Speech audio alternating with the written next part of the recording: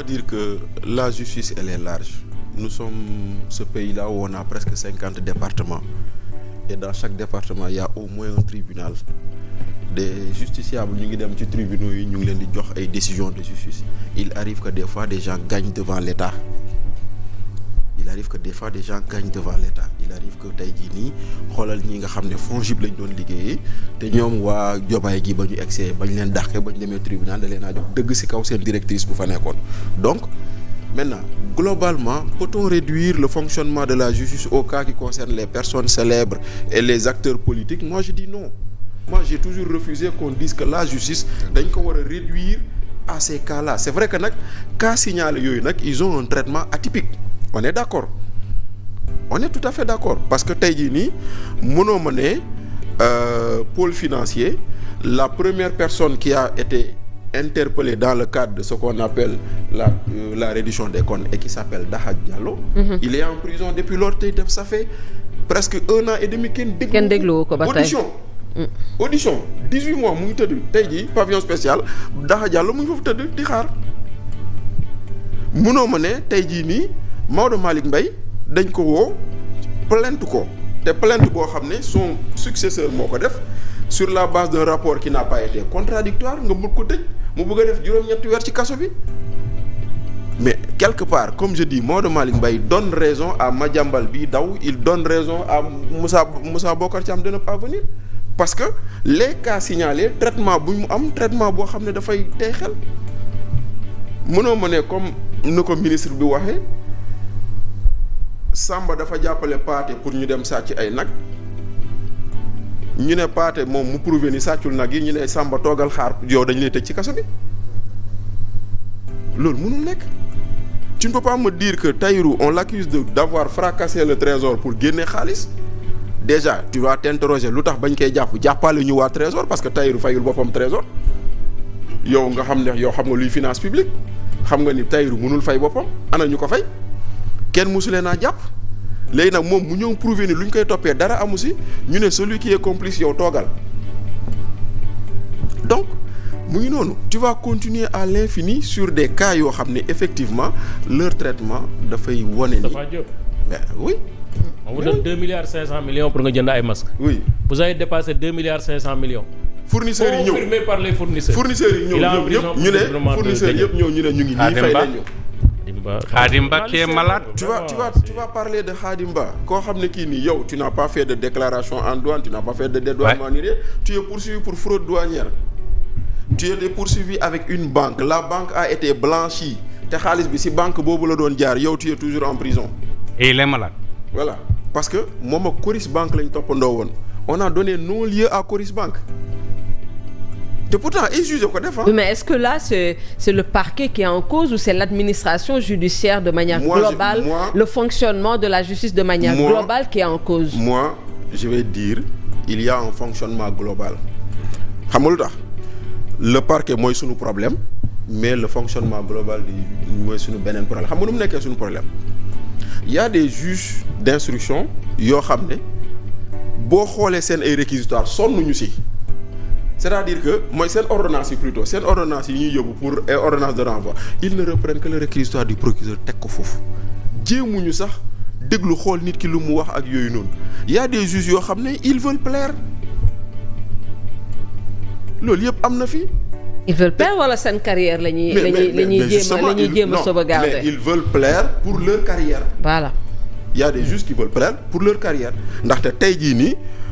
Au niveau du ministère au niveau du fonctionnement de la justice il y a des postes qui vont se libérer le procureur général day dem le président de la cour suprême day waaj a dem le procureur à la cour suprême day dem léegi nag fu mu toll nii gars yi dañ nekk foofu noonu di jouer parce que ñoom tam ay joueurs lañ di comme politique yi dañuy jouer ñoom tam ay saa yi dañuy jouer ay joueurs lañ et malheureusement ça des au détriment des justiciables parce que tey jii nii nous sommes là à parler de cas de personnes célèbres mais moi qui ai fait Rebeuss il y a N personnes yu fa tëdd yoo xam ne dañuy toog ñu leen di fàtte man nee naa leen j'ai été à la chambre 48 gis naa fa ko fa toog ñeenti at di xaar juge bu ko déglu ñeenti at gis naa koo xam ne 7 ans mu ngi Rebeuss di xaar ba ñu demee ba yóbbu ko ñu ne non ñu ndekete kooku noonu déjà ce dossier était correctionnel alors qu'on l'a dañu war criminaliser xoolal def na fa juróom-ñaari at cas yooyu la ñu war a wax chaque jour gis nga c'est quand on parle de la justice c'est vrai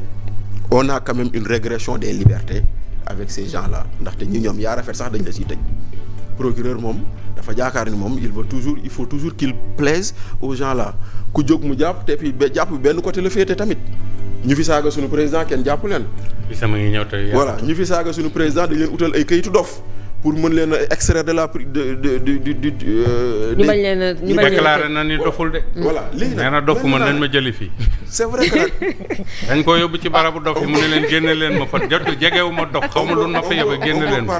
on peut parler effectivement on peut parler de Farba Ngom de Lat Diop de Moustapha Diop on peut parler de Sophie Gladima nga xam ne moom. c'est-à-dire que Sophie Gladima lan lañ ko toppee. yow nit moo yor dossier ñu war ko jox terrain joxuñu ko terrain ñu jël xaalis bi yóbbu ko caisse de dépôt teg ko fa. en attendant de disposer d'un terrain pour construire. c'est ça terewul ñu jàpp nit ki tëj ko. il faut pour détournement alors que xaalis baa ngi CDC di nelaw. mais après c'est des juges qui ont fait ça sur la base de réquisitoire d'un procureur. léegi nag looy toppee Sophie la xam nga Ndeye Saly Diop climatiseur ñaar toppee ko ñaari climatiseur. terewul loolu on l'a amené en réquisitoire xam nga fële à l'assemblée maanaam on va réunir nos députés pour les mettre là pour dire que Ndeye Saly Diop dafa sàcc suñu ñaari climatiseur atte leen ko non c'est du ridicule moo tax nag tey jii de on a parlé du rapport de la CENTIF foofu laay tëjee. Evelyne aujourd'hui il y a le cas d'une dame qui s'appelle Seynabou Ndiaye su nu ñuy nettali dafa bokkoon ci ñi nga xam ne ils ont eu à collaborer avec le fils de Macky Sall dans ses business. Ces avocats ont attaqué le rapport de la CENTIF en inconstitutionnalité. Tey jii nii la Cour suprême a pris une décision de statut à exécution ngeen koy wax xam nga. Sursis à exécution. Ils ont pris une décision pour demander au Conseil constitutionnel de statuer sur le fonctionnement de la CENTIF. foofu lañ toll parce que CENTIF dafa yomb Evelyne xaañ 5 millions dugg na sa compte ñu ne la.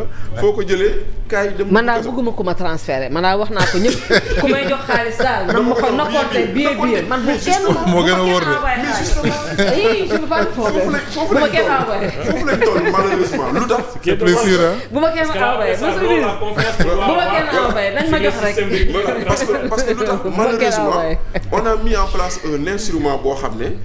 moyens bi ñu ko jox c'est des moyens exorbitants léegi nag aujourd'hui CENTIF day njort sur la base de soupçons on t'amène en prison tu vas là-bas nga tëdd yàq sa der topp la si loo xam ne xëy na moom au moment où la CENTIF faisait son rapport il aurait suffi par exemple de t'appeler nga joxe say justificatifs parce qu'il n'est pas contradictoire et le rapport n'est pas contradictoire mais am na li ngay wax oui mais oui Cheikh Omar Diagne nee na ma wax tele ñëpp di dégg de koo xam ne ña ngi ko fa téye 5 ans pour 4000 francs CFA. kenn mësu koo woo. nga yaakaar ni loolu respect droit de l'homme la. ñaareel ba prison ba bañ koy tabax du 700 personnes a taxoon xam nga 800 personnes.